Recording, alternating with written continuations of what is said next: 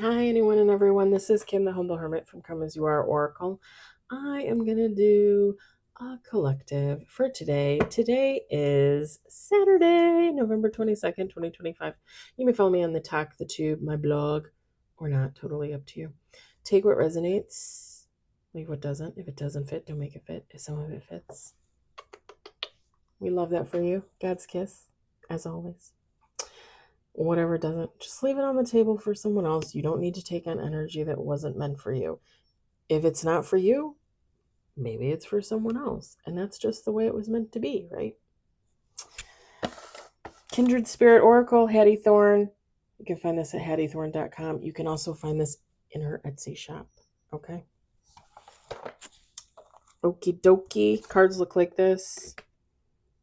I know you know what's funny is when you look at this, you probably think like, oh, it's very drab, it's brown, it's tan, it's gray. I love it. I remember when she sent me the email last year and she was like, oh, it's my new Oracle. I bought it. Like, I kid you not.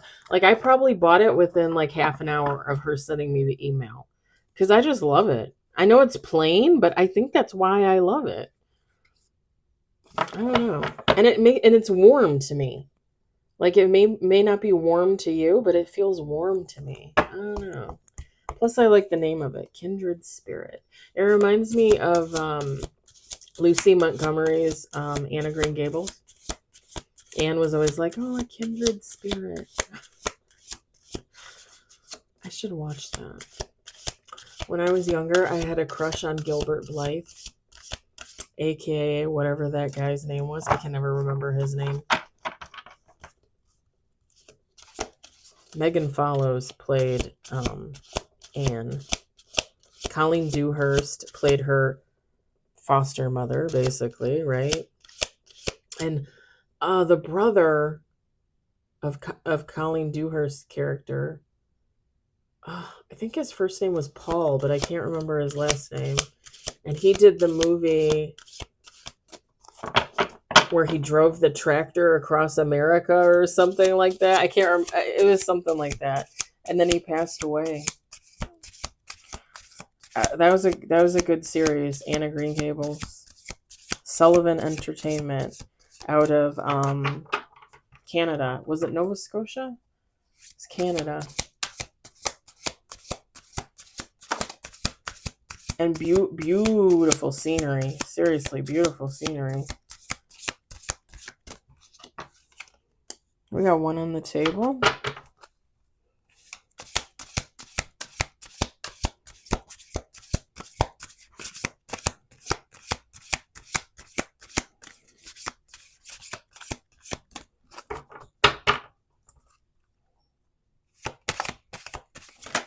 Trying to decide if I'm going to walk on the tread or if I'm going to go back outside and walk, because I kind of want to go back outside and walk, because how long am I going to have to walk outside before I absolutely can't, because, snow and freezing.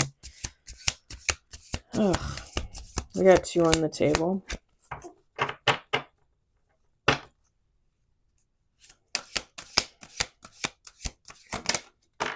Three on the table. Who are you, my wizard? Who are you? Let's do one more shuffle. I'm not trying to make these readings too long since I'm doing a bunch of them today. And I just thought I would do a bunch of them because I felt called to use like certain decks, and I figured I have the time. I'm not really doing anything today. No big, great plans. All right. We've got Lock. We've got Fossil. We've got Feather. And we've got Rainbow, bottom of the deck. Feminine, masculine, take heart resonates. It doesn't matter. I think I forgot to say that in the last reading. Maybe. Okay, I got hair all over me. I wore this shirt yesterday. I need to take a shower. Don't judge me.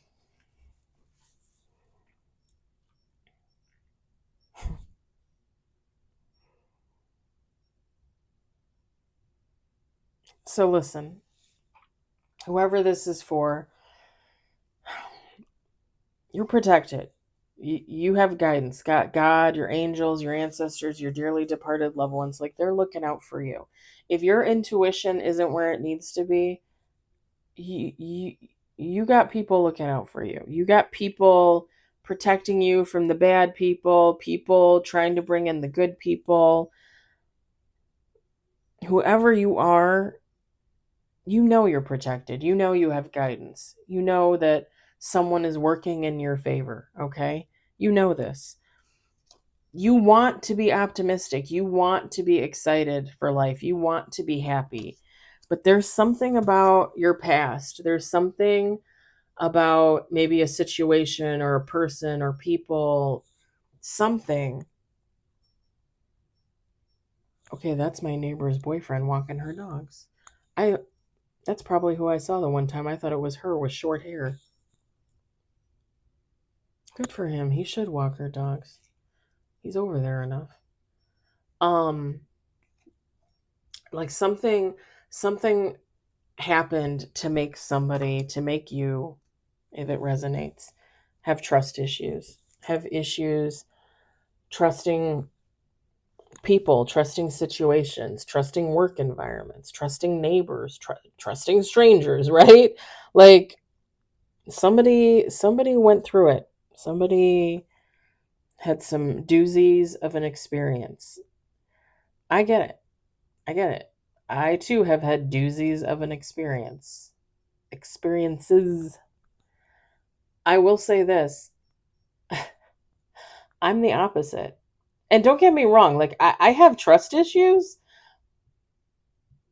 but I always end up giving in and I always end up trusting people that I shouldn't trust. Always. Always. If you watched I did a reading earlier and I talked about my post on Facebook. I think it was yesterday or the day before. I posted on there about the Epstein case, and I posted about my own experience in life with rape and assault and abuse. And I said in there, I wonder when the next event is going to take place. Because, and I told you guys this morning, if you follow, if you subscribe, you probably know. I said this morning that I feel like I was meant to be on this earth. I feel like my purpose is to test people. Like, are you going to treat me right? Are you going to use me and abuse me? Or are you going to treat me the way you should treat any human, which is with decency and respect? You know, nobody deserves to be assaulted or abused or raped, and yet people do it out there every day, men and women. Children. Children rape other children. It happens.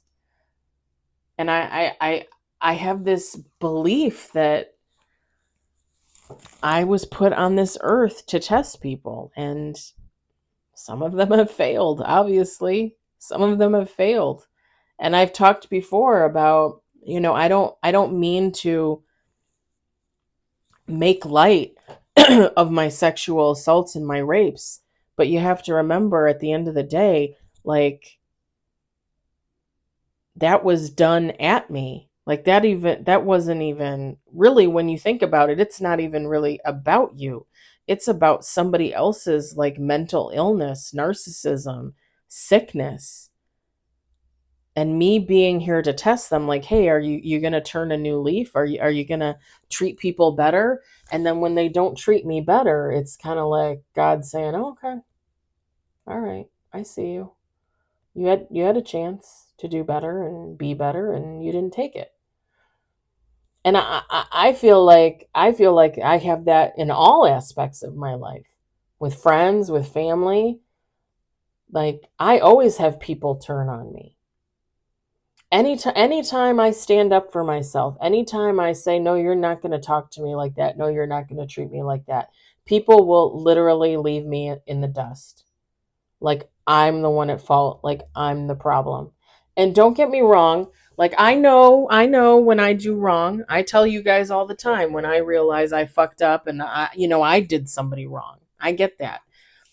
But I'm just saying, people tend to treat me like dirt and think that I'm just going to put up with it and get away with it. I mean, literally told my ex best friend that I was sexually assaulted and raped. And she turns around and does the same thing to me. I literally said, I'm not going to put up with shit. I'm not going to put up with abuse. And that's one of the reasons why I was leaving my ex-husband. It's not that he was abusive, but our relationship wasn't it wasn't what it should have been, you know? Like I was his mommy, I wasn't his wife. I was his caregiver, you know? I was the one that made all the money and took care of him. He hardly contributed anything. That is not at all a healthy relationship. Not at all. Especially when that was not the relationship that I was looking for. That was not the relationship I thought I was going to have to put up with for the rest of my life. And I told my friend, I said, I'm done with this shit. Like, I'm done with people using me and abusing me. I'm not putting up with that. And she literally turned around and sexually assaulted me twice. And I have not talked to her in over 3 years, and I never will, because I will never reach out to her.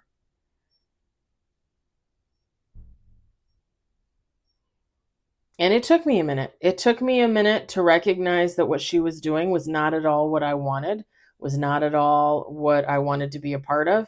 And it was assault. Like, it made me feel dirty. It made me feel nasty. She was my best friend. She was like my sister.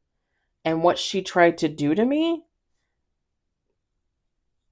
like, you do that to your sister? You do that to your family? And I've told you guys before what she said to me. I haven't said it in a really long time. If you follow, if you subscribe, if you're new here, I asked her, I said, are you in love with me? Because I thought, well, okay, maybe she's in love with me. Maybe she has a crush on me. And she said, I love you like family. And I literally got a chill down my spine and I wanted to vomit. And here's why. You want to sexually assault your family? Like, that seems normal to you? And if you follow, if you subscribe, I've said before, I'm pretty sure she has been raped and sexually assaulted in the past herself. Even though she told me she had not, I'm pretty sure she has. And it's something she probably has not dealt with or is healing from, right? Shadow work. Deep, dark shadow work, you know? Could it have been family? It could have been. I don't know. There is also a part of me that still thinks that she really was in love with me. That she always had a crush on me and didn't know how to say it because she's a woman and I'm a woman. And that's why she went there with the sexual assault. She didn't look at it as sexual assault. She looked at it like I told her I was bisexual and I was attracted to women. So she just assumed that I would be attracted to her. Well, I'm not attracted to you. I mean, you're beautiful, right? You know, like, I thought she was beautiful because she was my friend, she was my sister, but I wasn't sexually attracted to that. Like, and even though I consider myself bisexual, it's not like I'm attracted to every woman I meet. I'm usually attracted to men still. So there's a part of me that thinks that she might have always had a crush on me. She might have always been in love with me and just didn't know what to do or say because she thought it would have put a rift in the friendship. Well, guess what? Sexually assaulting me put a rift in the friendship. Like, that's what ruined it.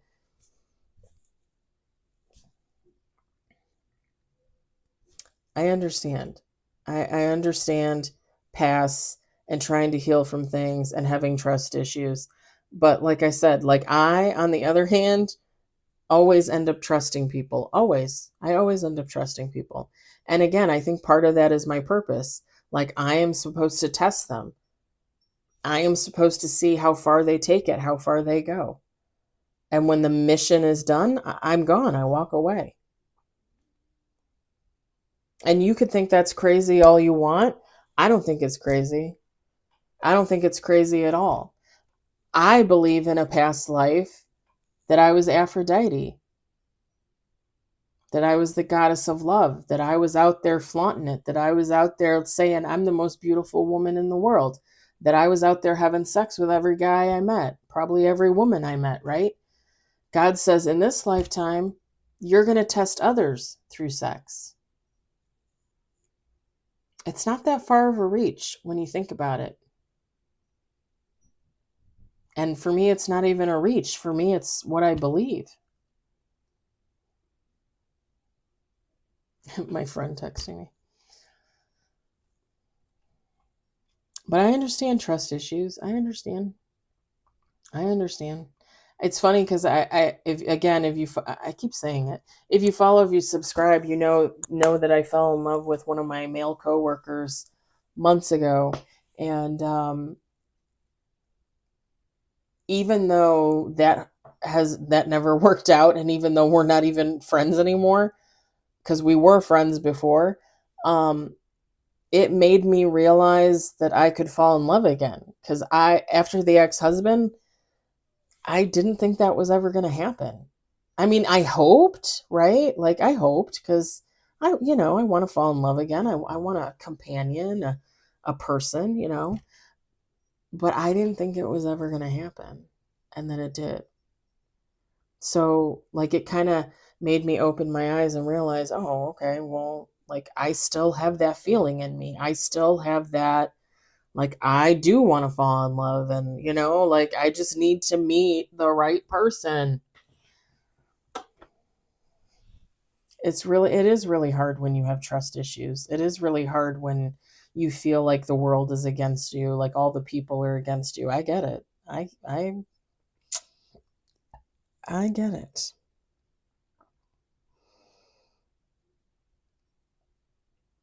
I think, and I probably could take some of this wisdom for myself, right?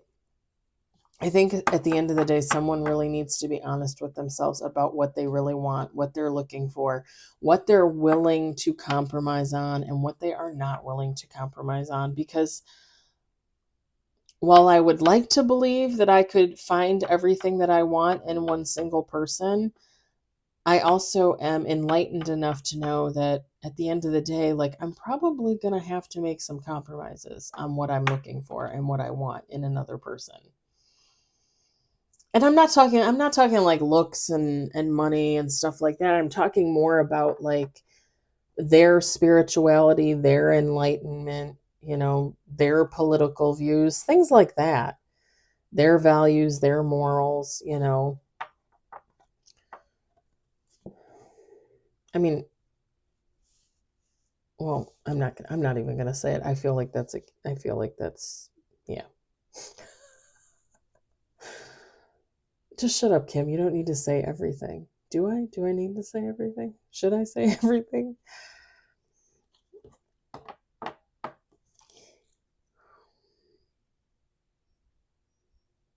Obviously, there are some things you're not going to compromise on, like red rumming and assault and abuse and stuff like that. But you understand what I'm saying.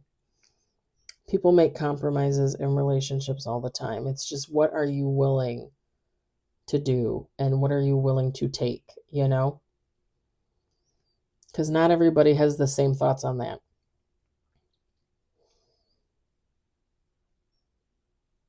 And I think too, when I look at this fossil card, like you make up your mind and you stick to it.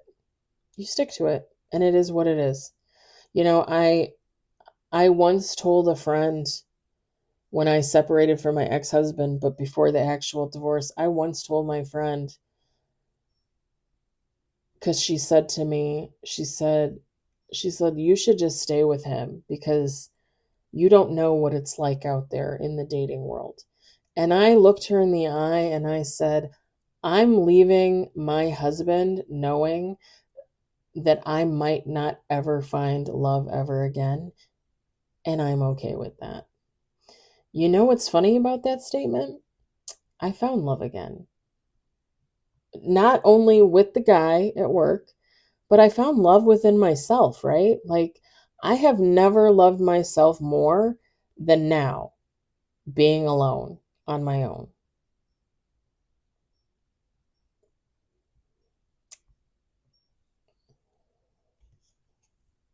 Just saying. I'm going to leave it there. I hope it resonated for somebody. I hope somebody enjoyed it. I hope somebody was entertained. And I hope the rest of you are enjoying your weekend. I'll talk to you later. Bye.